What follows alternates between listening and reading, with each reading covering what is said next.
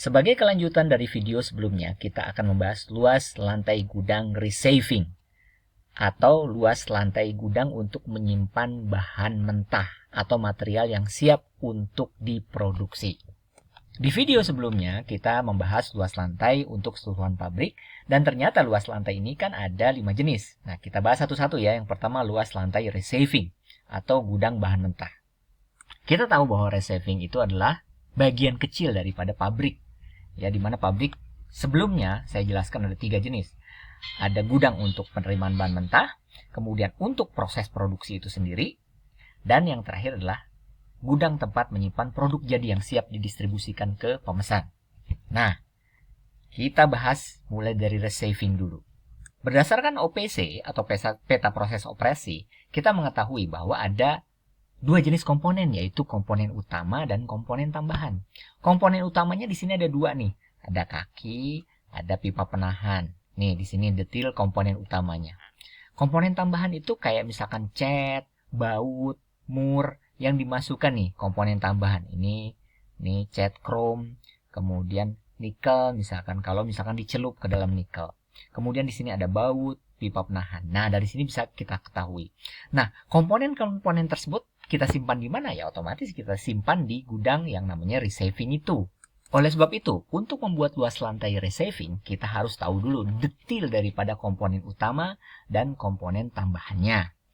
Nah, di sini detailnya, kita buat saja tabelnya seperti ini. Yang pertama, nomor komponen. Dapat dari mana ini? Ini angka ini didapat dari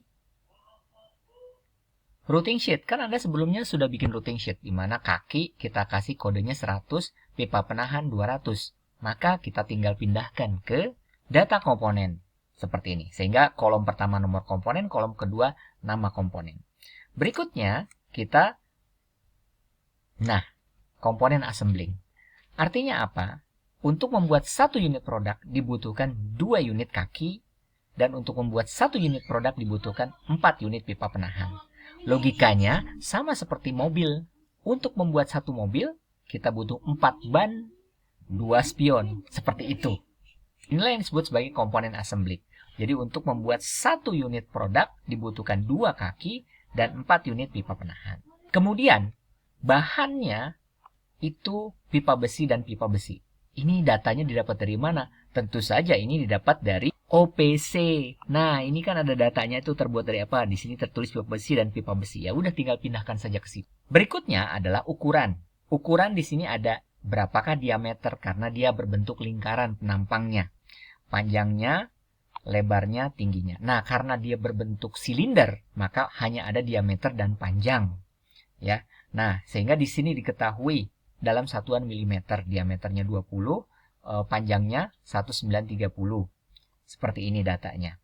Dapat dari mana datanya? Ini juga didapat dari OPC. Lihat, ini OPC 20 kali 1930 mm. Sama kan? Kolom berikutnya harga per unit dan berat komponen. Tentunya ini tidak didapat dari data sebelumnya ya. Ini kita dapatkan dari survei ya. Ternyata harga per unitnya berapa nih kaki? Sekitar Rp2.300. Beratnya berapa kilo? Nah, penting untuk apa? Kalau misalkan Anda ingin menyimpan di rak, maka Anda bisa memperkirakan kekuatan raknya berapa sehingga bisa menopang beban seberat ini. Berarti harga per unit dan berat komponen kita dapatkan dari survei.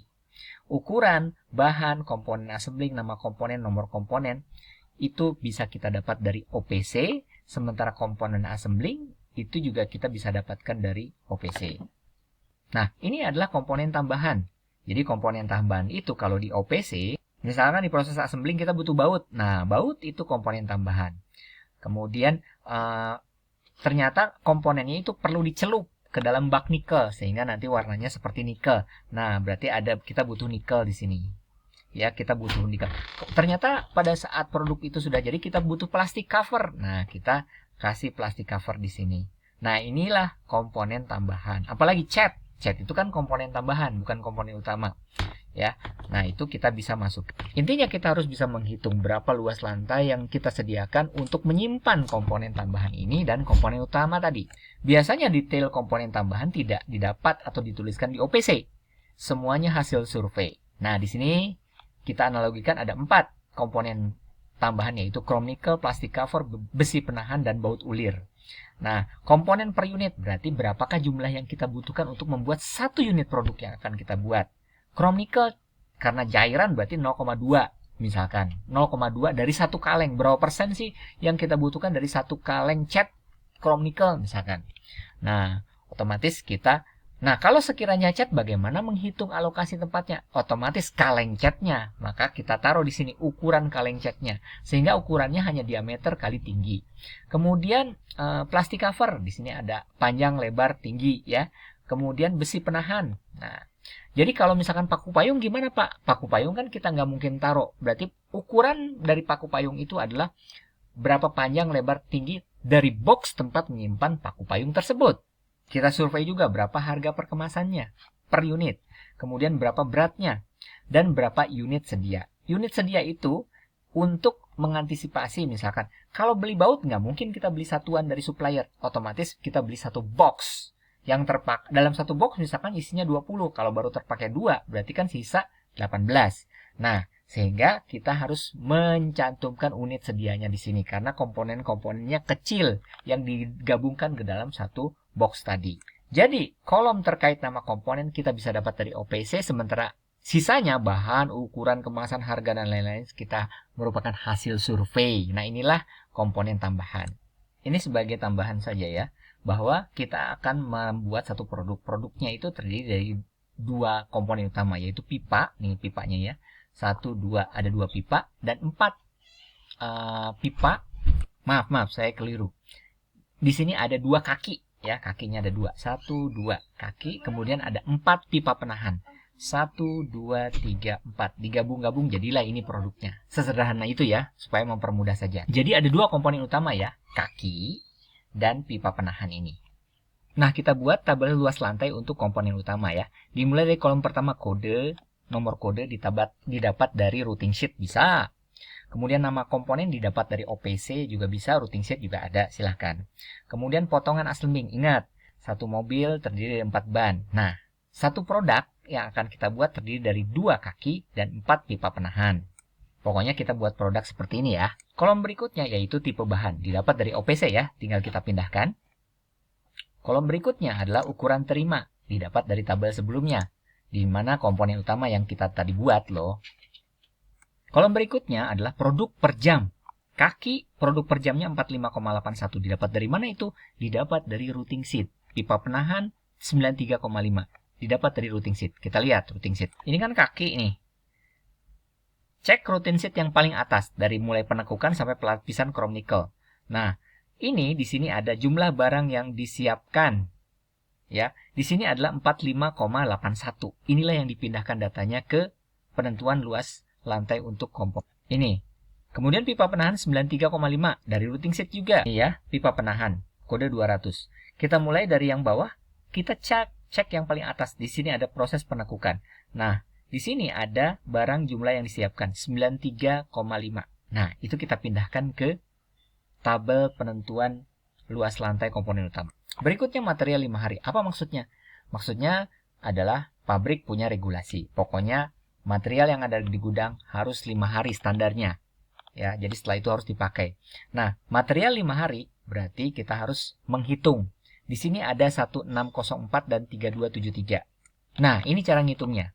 Produk per jam 45,81 dikalikan 5 hari. 5 hari. Satu hari kita bekerja 7 jam. Ya udah, kita kalikan 7. Diketahui ini ya. Sehingga dapat 1604. Nah, dapat 1604 kaki untuk 5 hari. Hal yang sama lakukan untuk menghitung pipa penahan, yaitu produk per jam dikali 5 hari dikali 7 jam kerja selama 1 hari. Mudah ya. Kolom berikutnya menghitung volume unit. Volume unit karena kita harus tahu dulu bentuk daripada materialnya. Nah, bentuknya adalah silinder seperti ini. Ya, jadi kalau ditumpuk-tumpuk jadi seperti ini. Bentuknya silinder. Berarti kita harus tahu nih, luas penampangnya lingkaran dikalikan panjang. Dapatlah volumenya. Ingat rumus lingkaran? 1/4 VD pangkat 2. Ya, rumus lingkaran nih. 1/4 VD pangkat 2. Jadi 1/4 dikali 3,14 dikali D. Diameternya kan udah ada untuk kaki. Diameternya 0,02 dipangkatkan 2. Berarti 1/4 dikali 3,14 dikali 0,02 dipangkatkan 2. Nah, Karena volume berarti dikalikan panjang. Nah, di sini panjangnya itu sudah diketahui. 1,93. Ya udah, berarti 1/4 kali 3,14 dikali D diameternya 0,02 pangkat 2 dikalikan 1,93. Sehingga dapat volume unitnya 0,00061. Lakukan hal yang sama untuk pipa penahan. Yang adalah kita menentukan volume kebutuhan. Nah, volume kebutuhan ini. Dapat dari mana angkanya? Volume kebutuhan adalah volume unit dikali material 5 hari. Nah, volume unit kan udah dapat nih 0,00061 dikalikan dengan material 5 hari 1604. Sehingga dikalikan dapatkah 0,9720561. Taruh di sini. Lakukan hal yang sama untuk pipa penahan. Nah, berikutnya kita akan menentukan volume. Jadi, kalau kita ibaratkan kita akan menyusun si kaki ini, kita susun seperti ini. Berapa ke samping, kemudian berapa kita tumpuk ke atas. Tentunya kita tidak mungkin, otomatis dia harus berada di dalam rak. Nah, inilah sebagai dasar untuk mendesain raknya nanti. Nah, berarti kalau berapa ke samping, kemudian berapa kita susun ke atas. Kapasitasnya apa? Jangan sampai kita susun ke atas melebihi tinggi daripada pabrik, ya kan? Nah, itu. Kalau misalkan kita susun ke samping, jangan sampai melebihi dari luas lantai yang kita tentukan. Nah, batasannya apa? Di sini ada volume kebutuhan.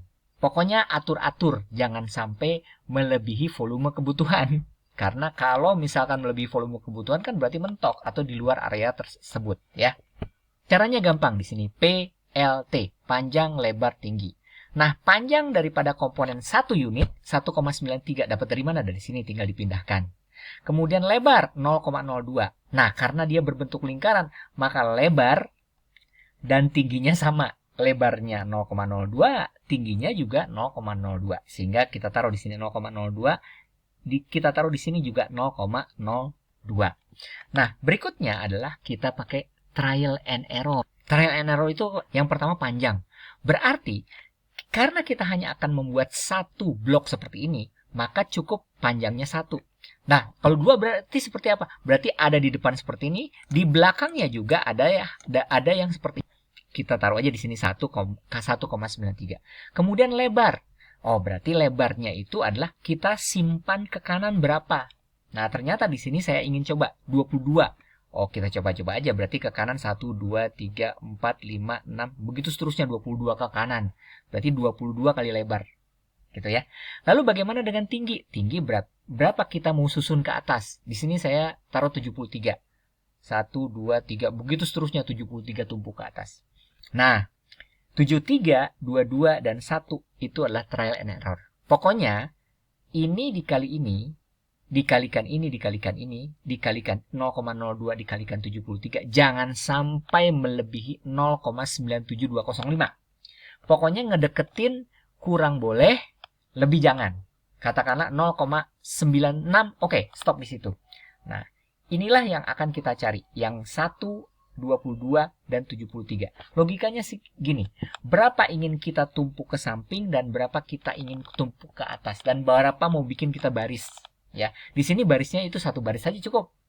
Ya, sehingga di belakang tidak perlu ada lagi. Kemudian lebarnya 22, berarti ke samping 22 unit daripada kaki. Kemudian tingginya 73, berarti 73 ke atas. Pokoknya 1,93 dikali 1 dikali 0,02 dikali 22 dikali 0,02 dikali 73. Jangan sampai melampaui 0,97205. Kurang boleh, lebih jangan. Berikutnya kita hitung berapa luas lantainya. Luas lantainya itu ingat, karena kan luas. Luas itu kan panjang kali lebar. Ya udah, berarti tingginya nggak usah di-include ya. Berarti untuk menghitung ini 1,93 dikali 1 dikalikan 0,02 dikalikan 22. Ya, panjang kali lebar saja. Berarti 1,93 dikali 1 dikalikan 0,02 dikali 22 dapat 0,8492. Nah, inilah luas lantainya. Tapi ingat, perlu ada kelonggaran. Kenapa? Karena kan di gudang nggak melek-melek bentuknya seperti itu. Harus kita sediakan kelonggaran untuk orang lewat, untuk forklift lewat, ya. Nah, berapakah kelonggarannya? Dari soal diketahui kelonggaran 300%. Sehingga 0,8492 saja nggak mungkin. Sehingga luas plus allowance-nya itu adalah, ini rumusnya, luas plus allowance. Berarti luas lantai ditambah luas lantai dikali allowance. Luas lantai